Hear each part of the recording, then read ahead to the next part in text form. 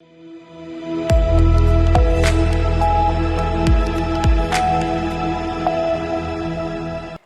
के बाद एक बार स्वागत है आपका उत्तर प्रदेश बुलेटिन में। आपके साथ मैं हूं श्वेता तिवारी। इस बुलेटिन में बात होगी औरैया की, जहां मृत गौवंश के शव कुत्ते और पक्षियों द्वारा नोचते पाए जाने से प्रशासन की घोर लापरवाही उजागर हुई है। साथ ही बात होगी इटावा की, जहां आरोपी धीरज के घर ढोल नगाड़ों के साथ मुनादी कराई गई। ऐसी तमाम खबरों पर आगे विस्तार से होगी चर्चा। औरैया नगर पालिका परिषद के कूड़ा निस्तारण स्थल पर मृत गौवंश के शव कुत्ते और पक्षियों द्वारा नोचते पाए जाने से प्रशासन की घोर लापरवाही उजागर हुई है। नियमानुसार मृत गौवंशों को दफन नहीं किया गया और गौशालाओं में लगाए गए सीसीटीवी कैमरे केवल शोपीस बनकर रह गए। आवारा कुत्तों का आतंक बढ़ने का खतरा बढ़ गया है। नगर पालिका के कर्मचारी मृत गौवंशों को आवास विकास पानी टंकी में बनी गौशाला से उठाकर कूड़े के ढेर में डाल देते हैं। न्यायप्रिय जिलाधिकारी डॉक्टर इंद्रमणि त्रिपाठी के सख्त निर्देशों के बावजूद गौवंश संरक्षण में ये लापरवाही जारी है। जनता इस स्थिति को देखकर बीजेपी सरकार और पालिका अधिकारियों की निंदा कर रही है और जिम्मेदारों पर कार्रवाई की मांग उठा रही है। औरैया से सी न्यूज संवाददाता राजेश मिश्रा की रिपोर्ट। बलिया जिले में जिलाधिकारी कार्यालय के पास 5 सूत्रीय मांगों को लेकर धरना पर बैठे नागरिक विकास पार्टी के राष्ट्रीय अध्यक्ष संतोष सिंह ने अपना धरना समाप्त कर दिया। संतोष सिंह ने बताया कि उनकी 5 से 4 मांगे मान ली गई हैं। उन्होंने कहा कि सिटी में मजिस्ट्रेट ने आश्वासन दिया है, इसलिए उन्होंने धरना समाप्त किया। संतोष सिंह ने यह भी स्पष्ट किया कि यदि उनकी मांगों पर कार्रवाई नहीं होती तो भविष्य में वे बड़े पैमाने पर धरना शुरू करने के लिए तैयार हैं। नाम और परिचय बताएं। मैं नागरिक विकास पार्टी राष्ट्रीय अध्यक्ष संतोष सिंह, कलेक्ट्रेट बलिया से। आज ये कैसा धरना चल रहा था, कितने दिनों से चल रहा था, क्या मांग थी और आज क्या हुआ? ये 30 तारीख से हम लोग लगातार जो है कि बैठे हुए थे, धरना पर लगातार बैठे हुए थे।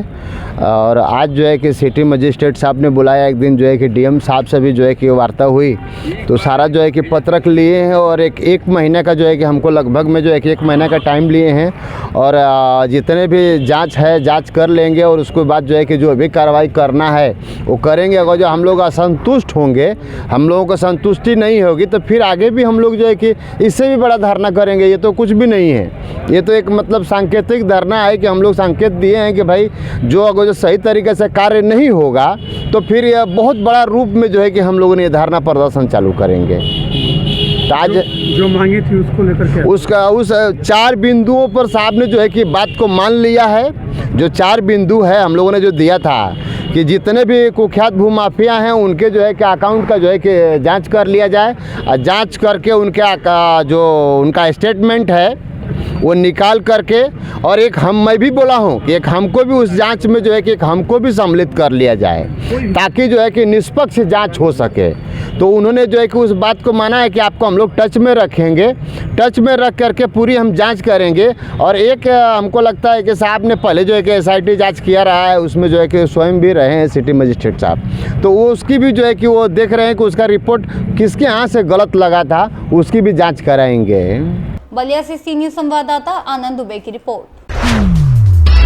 इटावा में थाना वैदपुरा क्षेत्र के ग्राम रजमऊ में पुलिस ने पॉस्को एक्ट और SC/ST एक्ट सहित गंभीर मामलों में वांछित अभियुक्त धीरज के खिलाफ न्यायालय के आदेश पर भगोड़ा नोटिस चस्पा कर मुनादी कार्रवाई की। वरिष्ठ पुलिस अधीक्षक ब्रजेश कुमार श्रीवास्तव के निर्देशन में प्रभारी निरीक्षक नरेंद्र मिश्रा की टीम ने गांव में लाउड स्पीकर से चेतावनी दी कि यदि अभियुक्त न्यायालय में आत्मसमर्पण नहीं करता तो उसकी संपत्ति की कुर्की की जाएगी। अभियुक्त के खिलाफ मुकदमा दर्ज है। पुलिस आरोपी की गिरफ्तारी और पीड़ित को न्याय दिलाने के लिए लगातार दबिश दे रही है। इटावा से सी न्यूज संवाददाता देवेंद्र सिंह की रिपोर्ट। मुरादाबाद के ठाकुरद्वारा क्षेत्र में मंगलवार रात करीब 10:30 बजे एक भीषण सड़क हादसे में 3 युवकों मुकेश, ओंकार और राकेश की मौत हो गई। तीनों बाइक से फैजुल्लागंज से दलपत जा रहे थे, तभी नहर के पास एक अज्ञात वाहन ने उनकी बाइक को जोरदार टक्कर मारी, जिससे वे गंभीर रूप से घायल हो गए। उन्हें पास के निजी अस्पताल ले जाया गया, जहां चिकित्सकों ने उन्हें मृत घोषित कर दिया।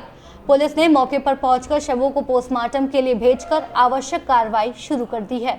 ये घने कोहरे के कारण बाइक से एक्सीडेंट हुआ है। किसी अज्ञात वाहन ने कोहरा होने के कारण एक्सीडेंट हुआ है ये, जिसमें कि 2 की मौके पे मृत्यु हुई थी, एक घायल हो गया था। घायल को और CHC भेजा गया है 108 एम्बुलेंस आई थी और दोनों को भी CSC भेजा गया। थी ये कैसे थे? ये मोटरसाइकिल से थे। ये लोग मोटरसाइकिल वहाँ रोड पर पड़ी थी, एक्सीडेंट हुई। बाकी उच्च अधिकारियों को बता दिया गया है, थाना पुलिस मौके पर आ गई है, अवश्य कार्रवाई की है। मोटरसाइकिल कौन सी है? सड़क हादसा हुआ, कितने लोग एक्सपायर हुए, क्या कुछ घटना है? ये देखिए, ये कल दिनांक 6/1/2026 को थाना ठाकुर द्वारा के जसपुर रोड के पास में ग्राम ये तरफ दलपतपुर पड़ता है। यहाँ पे एक सूचना प्राप्त हुई थी कि रात करीब 11 बजे एक मोटरसाइकिल पे 3 लोग आ रहे थे, जिसकी किसी अज्ञात वाहन ने टक्कर मारने से एक एक्सीडेंट हो गया एवं गंभीर रूप से वहाँ पे तीनों लोग घायल हो गए थे। तुरंत ही थाना ठाकुर द्वारा की पुलिस वहाँ मौके पर पहुँची एवं जो घायलों को उपचार के लिए हॉस्पिटल के लिए एडमिट कराया गया। हॉस्पिटल में पहुँचते ही तीनों व्यक्तियों के इलाज उपचार के दौरान तीनों की मृत्यु हो गई है। फिलहाल इसमें जो तीनों जो मृतक हैं उनको शिनाख्त हो गई है। तीनों ही तरफ दलपतपुर के ही रहने वाले हैं एवं इनका पंचायतनामा एवं पोस्टमार्टम की कार्रवाई की जा रही है। आगे की विधिक कार्रवाई प्रचलित है।